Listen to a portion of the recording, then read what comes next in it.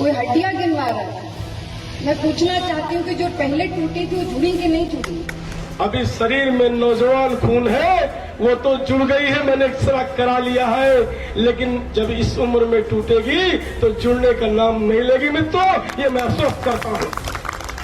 बहुत आंधी तूफान आए, बड़े बड़े आए, अब तो तराजू बटखरा आदत छोड़। बोलते हैं कि गोल्डन जुबली मनाना है, गोल्डन जुबली। मेरे जिंदा रहते गोल्डन जुबली नहीं मनने देगा। ये जो लुटेरे वाली पार्टियां हैं, ये पहले अपने जेब भरते हैं तो आपके बारे में सोचते हैं। नमस्कार दोस्तों, पॉलिटिक्स विद अवनीश विद्यार्थी के आज के एपिसोड में आपका स्वागत है। दोस्तों, उत्तर प्रदेश की राजनीति में कुछ ऐसी विधानसभा की सीटें होती हैं जो सिर्फ मतदान केंद्र का नहीं बल्कि भावनाओं, विरासत और तीखे बयानों का अखाड़ा बन जाए। प्रतापगढ़ जिले की रामपुर खास की विधानसभा एक ऐसी ही विधानसभा जहां दशकों से कांग्रेस का एक अटूट किला बनी हुई है सीट, लेकिन अब 2027 के चुनाव की आहट के साथ दीवारें दरकने लगी। चुनाव अभी एक साल दूर है, लेकिन कोई आधिकारिक घोषणा नहीं हुई। लेकिन सोशल मीडिया पर क्या हुआ है? आग लग चुकी, वीडियोस वायरल हो, बयानबाजी तेज है और जनता की नजरें टिकी हैं। तो क्या तिवारी परिवार 45 साल पुराना गढ़ अपना बचा पाएगा, या बीजेपी के छोटे सरकार इस किले को ध्वस्त कर देंगे? एक तरफ प्रमोद तिवारी, वो दिग्गज नेता जिन्होंने 1980 से 2012 तक लगातार 9 बार इस विधानसभा सीट पर जीत दर्ज की, गिनीज बुक में जगह बनाई और आज राज्यसभा में कांग्रेस पार्टी की मजबूत है। दूसरी तरफ उनकी बेटी आराधना मिश्रा मोना, जो वर्तमान में विधायक हैं, 2014 के उपचुनाव से लेकर लगातार 3 बार वो विधानसभा का चुनाव जीत चुके और अब की सामने है एक स्थानीय चेहरा नागेश प्रताप सिंह उर्फ छोटे सर, जो 2022 में मोना यानी आराधना मिश्रा से हार गए थे, लेकिन अब फिर मैदान में है और इस बार परिवारवाद को टारगेट कर रहे हैं, यानी मुद्दा। दरअसल इन दिनों रामपुर खास की सियासत सोशल मीडिया पर सबसे ज्यादा गर्म। एक वीडियो में आराधना मिश्रा मोना तीखे लहजे में कह रही हैं, कोई हड्डियां गिनवा रहा है। मैं पूछना चाहती हूँ कि जो पहले टूटी थी वो जुड़ी कि नहीं जुड़ी? अब ये तो रहा आराधना मिश्रा मोना का बयान, अब नागेश प्रताप सिंह को भी सुन लीजिए। विरासत में मिली नौकरी कर रही कांग्रेस की नेत्री बोल रही थी, मैं उनका भाषण सुन रहा था कि जो पुरानी हड्डी टूटी है, एक्सरा करा के देखो जुड़ी कि नहीं जुड़ी। अभी शरीर में नौजवान खून है, वो तो जुड़ गई है, मैंने एक्सरा करा लिया है, लेकिन जब इस उम्र में टूटेगी तो जुड़ने का नाम नहीं लेगी मित्रों, ये मैं अफसोस करता हूं। फेसबुक पर प्रमोद तिवारी का भी एक वीडियो वायरल, जिसमें वो बिना नाम लिए कह रहे हैं कि बहुत आंधी तूफान है, बड़े बड़े। तो आप खुद सुन लीजिए उनका अंदाज। क्षेत्र नहीं बदले, चुनाव चिन्ह नहीं बदले और बाबा के कृपा तो हारा ही नहीं किया हमका लगातार। बहुत आंधी तूफान आई, बड़े बड़े आए, अब तो तराजू बटखरा आदत छोड़। इनसे कोनो खतरा नहीं ना, कबो नहीं हारे दिया। नागेश इस पर भी पलटवार करते हैं। उनका जवाब और भी तीखा होता है। वो कहते हैं कि रामपुर खास की जनता ने एक परिवार को 45। मैं भाषण सुनता हूं, कहते हैं इस बार गोल्डन जुबली मनाना है। मैं कभी कभी भाषण में सुनता हूं, बोलते हैं कि गोल्डन जुबली मनाना है, गोल्डन जुबली। अरे 45 साल आपको इस समाज के लोगों ने आपको दिया, आपकी 2 पीढ़ियों को अवसर दिया। रामपुर खास की गोल्डन जुबली कब बनेगी? इन गरीब परिवार के लोगों की गोल्डन जुबली कब बनेगी? केवल तुम अपने परिवार की गोल्डन जुबली मनाना चाहते हो? नाम और काम दोनों केवल अपने परिवार के लिए करना चाहते हो? मैं आज कह के जाता हूं, मेरे जीते जीते, मेरे जिंदा रहते गोल्डन जुबली नहीं मनने देगा ये बच्चे। दरअसल ये जुबानी जंग बताती है कि 2027 का मुकाबला महज वोटों का मुकाबला नहीं है, बल्कि सम्मान, विरासत और व्यक्तिगत हमलों। सोशल मीडिया पर ये वीडियोस लाखों देखे जा रहे हैं। कमेंट बॉक्स में समर्थक और विरोधी एक दूसरे पर जमकर बरस। रामपुर खास कांग्रेस पार्टी का गढ़ रहा है और कुछ 1-2 बचे हुए किलो, या यूं कहें तिवारी परिवार का मजबूत दुर्ग है। प्रमोद तिवारी ने 1980 में पहली बार जीती, और उसके बाद 1985, 89, 91, 93, 96, 2002, 2007, 2012 लगातार 9। यह रिकॉर्ड आज भी Guinness book of world record में दर्ज है।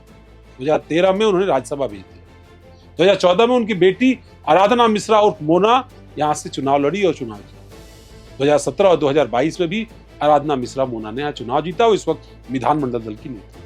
2022 में 84,334 वोट यानी करीब 50% वोट से उन्होंने यहाँ पर जीत हासिल की थी, यानी उनको जो प्राप्त वोट थे वो 50% से ज्यादा। यह सिर्फ जीत नहीं, एक भावनात्मक जुड़ाव है जो तिवारी परिवार और रामपुर खास को एक साथ। स्थानीय लोग प्रमोद तिवारी को भैया जी कहते। उन्होंने क्षेत्र में अस्पताल, स्कूल, सड़कें बनवाई, ब्राह्मण दलित पिछड़े का गठजोड़ बनाया। लेकिन अब सवाल उठ रहा है कि क्या यह विरासत 2027 में भी कायम रहेगी। बीजेपी के लिए रामपुर खास प्रदेश की इकलौती सीट है जहां वो कभी मजबूत मुकाबला नहीं थी। 2022 में नागेश प्रताप सिंह छोटे सरकार मोना को कड़ी टक्कर दे रहे थे, लेकिन हार गए। वे अब फिर थे। बीजेपी उन्हें स्थानीय ठाकुर नेता के रूप में पेश किया। ऊर्जावान, ग्रामीण मुद्दों से जुड़े अगर बीजेपी उन्हें उतारती है तो यह मोना बनाम छोटे सरकार का एक रोमांचक रीमैच हो। लेकिन बीजेपी सिर्फ एक चेहरे पर निर्भर है ऐसा भी नहीं। पार्टी मिशन 2027 पर है। पूरे यूपी में विशेष टीमों ने कांग्रेस के घर तोड़ने की रणनीति। अगर नया चेहरा पार्टी लेकर के आती है तो कोई युवा या प्रभावशाली स्थानीय नेता भी यहाँ विकल्प हो सकता है। मुख्य हमला परिवारवाद पर होगा। बीजेपी हिंदुत्व कार्ड खेल सकती है। राम मंदिर, हिंदू एकता, योगी की कानून व्यवस्था जैसे अलग अलग मुद्दों को सामने कर सकती है। ग्रास रूट पर बूथ मैनेजमेंट मजबूत होगा। मोदी योगी मॉडल, सड़कें, बिजली, किसान योजनाएं, इन सब पर फोकस रखा जाएगा। यानी किसी भी तरीके से कांग्रेस का यह अंतिम किला भी जीतने की बीजेपी की कोशिश है। Samajwadi party mission 2027। अखिलेश यादव जातिगत समीकरण साध रहे हैं। यादव, जाट, गुजर, पिछड़े वोटर, कोई स्थानीय यादव या पिछड़ा नेता उतारा जा सकता है अगर गठबंधन नहीं हुआ तो। बीएसपी दलित वोट बैंक पर फोकस करेगी। गरीबी और शिक्षा पर हमला होगा। मायावती कह रही है कि बीजेपी गरीब बच्चों को शिक्षा से दूर कर। अगर एसपी बीएसपी का गठबंधन हुआ तो मुकाबला थोड़ी। कांग्रेस के लिए अलग अलग एंगल खतरा जरूर है, लेकिन चूंकि 50% वोट उनके पाले में आ जाता है इसीलिए इनका मजबूत है। रामपुर खास ग्रामीण इलाका है।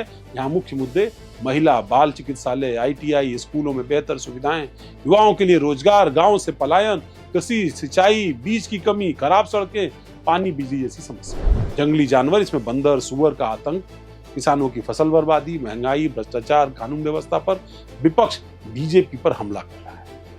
बीजेपी परिवारवाद को टारगेट कर रही है और कांग्रेस विरासत और निरंतर प्रतिनिधित्व पर जोर दे।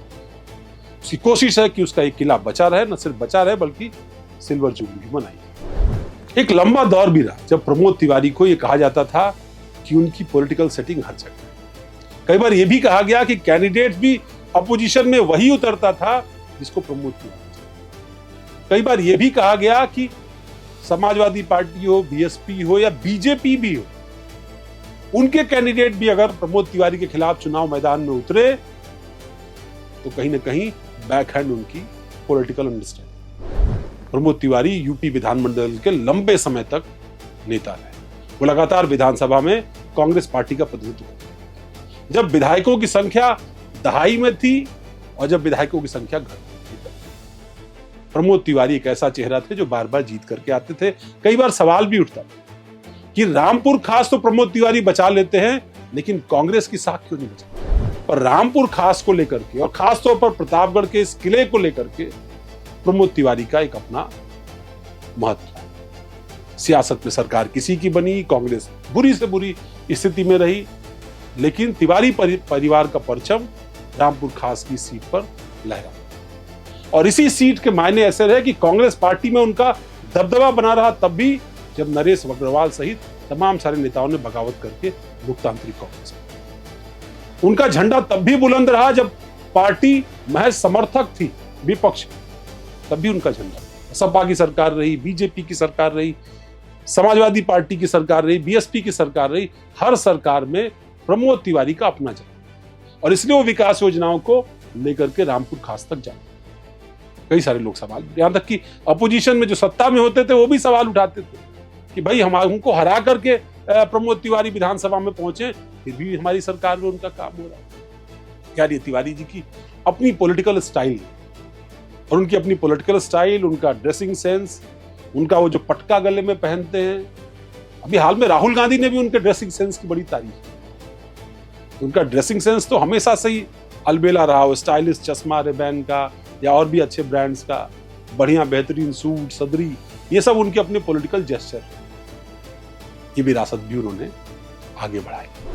रामपुर खास की विरासत प्रमोद तिवारी के लिए भी उतनी ही अहम है जितना आराधना मिश्रा मोना के आगे के भविष्य में। एक और बात सामने आई और वो दृश्य रामपुर खास की खासतौर पर राजनीतिक मंचों पर दिखाई पड़ी है, वो ये कि आराधना मिश्रा मोना ने अपने बेटे की भी पॉलिटिकल लॉन्चिंग कर दी।